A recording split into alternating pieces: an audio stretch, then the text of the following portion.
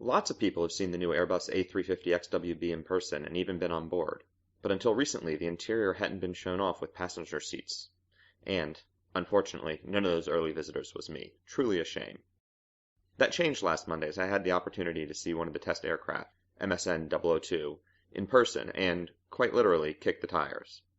Once those formalities were taken care of, I was able to head on board and walk through the length of the plane, exploring the seats, lavs, and galleys. Economy class was pretty nice. Of course, with the generous pitch afforded the test aircraft, that's what I expected to see. The interior of the fuselage measures as narrower than a Boeing's 777, but the 333 layout still felt quite reasonable. Alas, I didn't have anyone sitting next to me to confirm how our shoulders set up. And then there's the part where Airbus acknowledges that 343 will be an option on the type. That's guaranteed to be a tight squeeze for passengers.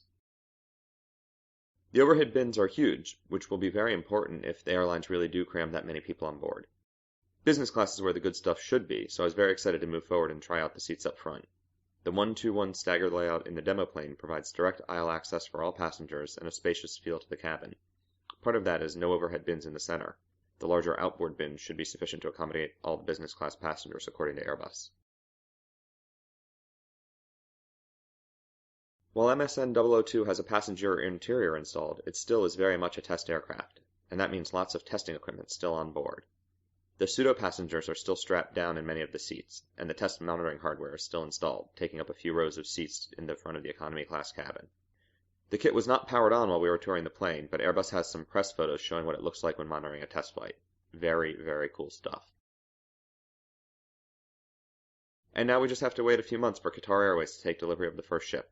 Looks like it should be a fun ride.